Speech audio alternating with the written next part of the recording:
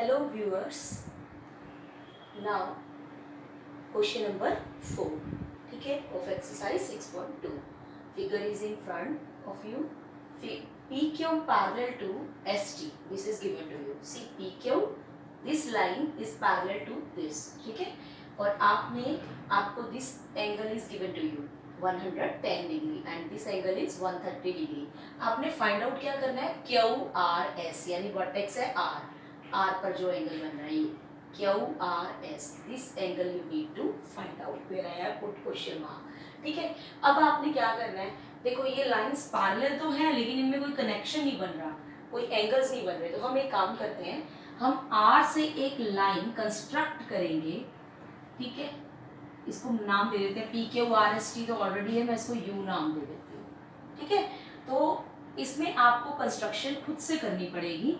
तो हम एक कंस्ट्रक्ट कर देते हैं लाइन.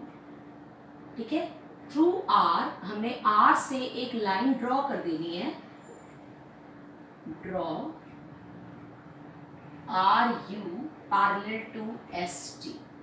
मैंने RU line parallel to ST draw कर दी. ठीक है, अब now you can see that if these lines are parallel, तो this angle and this angle, these two form co-interior angles.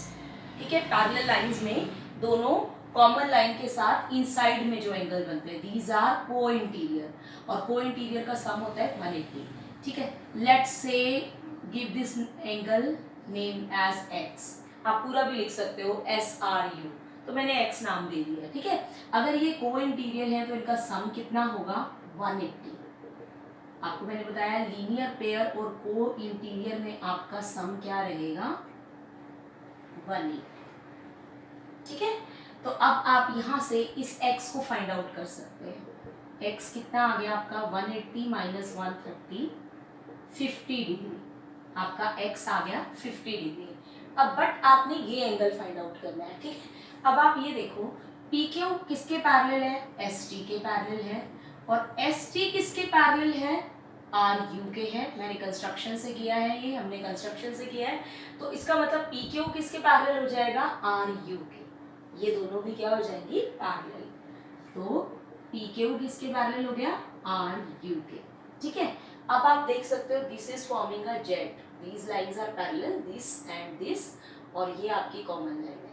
तो ये वाला एंगल और ये वाला कंप्लीट एंगल, ये आपके ऑल्टरनेट इंटीरियर एंगल्स, जेड बन रहा है आपका. ठीक है, तो ये कौन से होंगे, ऑल्टरनेट इंटीरियर एंगल्स. तो आपके ऑल्टरनेट इंटीरियर एंगल्स इक्वल होते हैं. तो ये आपका कितना है, 110. मैं इक्वल लिख रही हूँ. 110 किसके इक्वल होगा, दिस एंगल प्लस x. ये कंप्लीट लेना है ना आपने, तो कंप्लीट में इतना तो x है, इसका नाम लिख देते हैं angle QRS. This angle is QRS plus x. ठीक है, और x की हमें वैल्यू पता है ऊपर 50 डिग्री. तो ये 50 डिग्री यहां आके आपका माइनस हो जाएगा.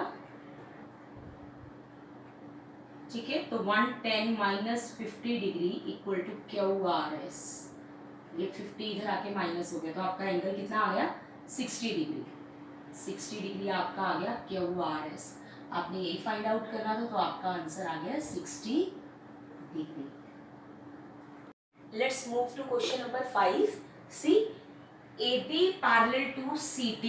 पैरेलल लाइंस गिवन है दोनों आपको, और आपको एक ट्राइंगल कंस्ट्रक्ट की हुई है यहाँ PQR, and two angles are given to you 50 degree and 127 degree, and x and y are missing. These you have to find out. x और y आपने निकालने हैं.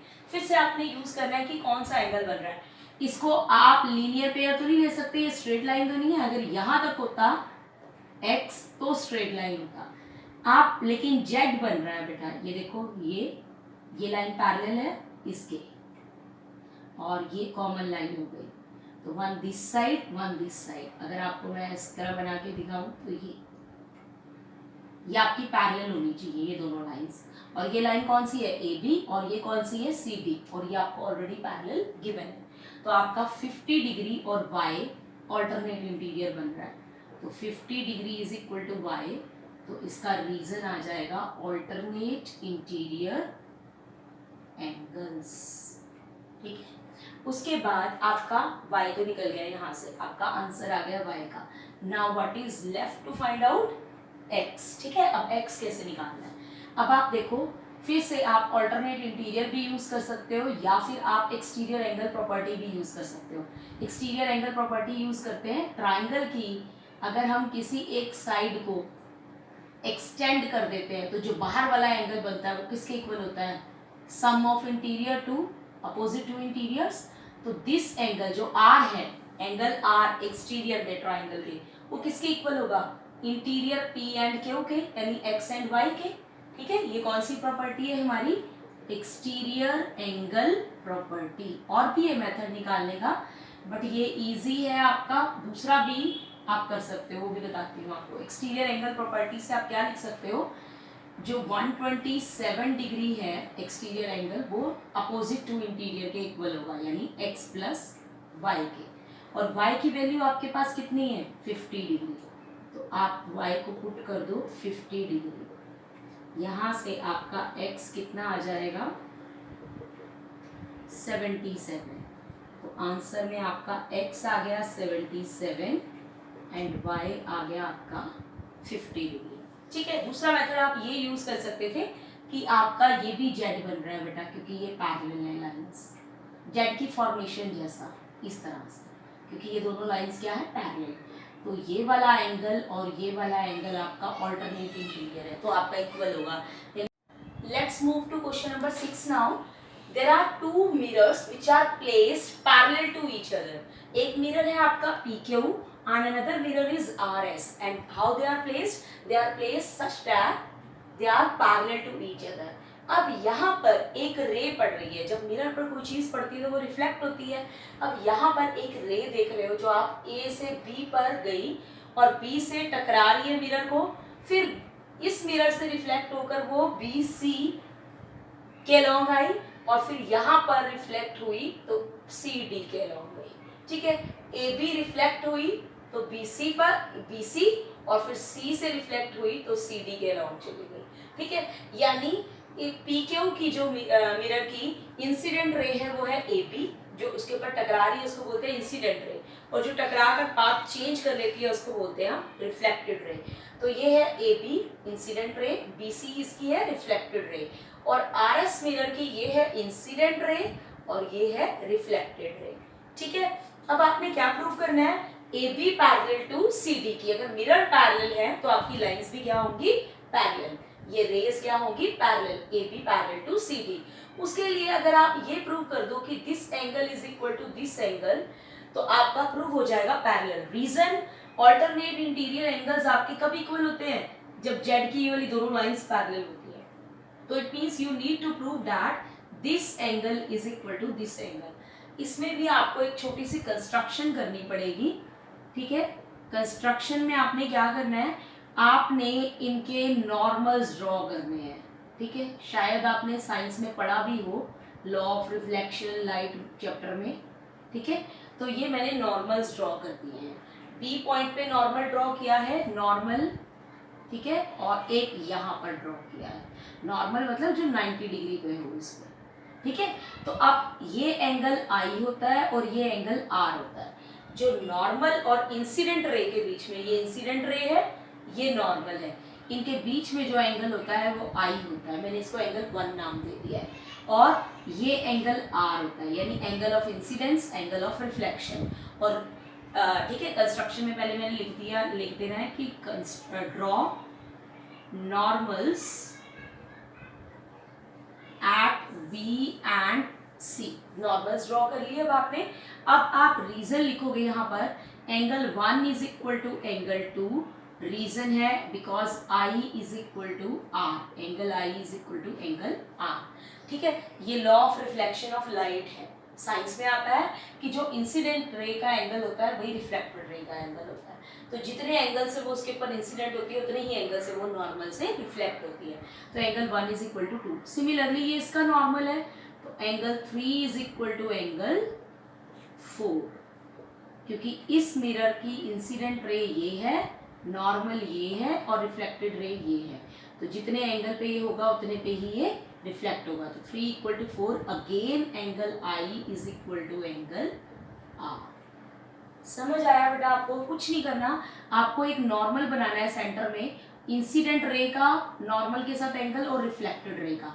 ऐसे ही ये इंसिडेंट है जो मिरर से टकराई है और बेंड होकर ऐसे गई है, तो ये इंसिडेंट रे है, ये रिफ्लेक्टेड रे है और ये आपका नॉर्मल है। तो ये वाला एंगल इसके equal, I angle I is equal to angle R. Normal के साथ हम दोनों का एंगल देखते हैं, ठीक है। अब angle 2 is equal to angle 3 होगा, क्योंकि ये दोनों मिरर्स कैसे पड़े हैं, एक दूसरे के पैरेलल हैं। तो पैरेलल अगर मिरर्स हैं तो उनके पर जो नॉर्मल्स बनेंगे वो भी क्या होंगे, पैरेलल्स। तो ये नॉर्मल्स आपके पैरेलल हैं क्योंकि ये पैरेलल मिरर्स के ऊपर आए हैं, ठीक है। तो आप लिखोगे angle 2 is equal to angle 3। अब ये अगर पैरेलल है तो ये आपका जेड बन रहा है, ठीक है। ये आपके क्या दिखाए हैं, पैरेलल दोनों, ठीक है। ये आपके पैरेलल है। तो आपका 2 इक्वल टू 3 एंगल इक्वल क्यों होगा, ऑल्टरनेट इंटीरियर एंगल्स। क्लियर? अब 2 और 3 इक्वल है तो हम ये भी लिख सकते हैं, अगर कोई चीज इक्वल है तो उसका ट्वाइस भी इक्वल होगा। दोनों तरफ मैंने 2 से मल्टीप्लाई कर दिया, twice of 2 is equal to twice of 3। Twice of 2 का मतलब है ये कंप्लीट, 2 का डबल करना है। डबल मीन्स ये भी तो इसी के इक्वल है, 2 के इक्वल ही है, तो डबल करके आपका एंगल ये आ जाएगा। 2 का डबल करोगे तो एंगल 2 इज दिस मच, उसका डबल करोगे तो आपका ये कंप्लीट आ जाएगा, यानी एंगल ABC। और 3 का डबल करोगे तो आपका ये कंप्लीट आ जाएगा, क्योंकि 3 और 4 इक्वल है तो यही 3 का डबल है। तो डबल करोगे तो आपका क्या आ जाएगा, this complete angle means BCD। तो आपने यही तो प्रूव करना था कि अगर ये दोनों एंगल्स इक्वल हो गए तो ये लाइंस क्या हो जाएंगी, पैरेलल। आपने लिखना है बट बिकॉज या but these are alternate interior angles, therefore आपकी ये लाइंस क्या हो गई, पैरेलल। ऑल्टरनेट इंटीरियर एंगल्स कब इक्वल होते हैं, जब लाइंस पैरेलल होती हैं। तो therefore AB parallel to CD, hence proved। Clear है?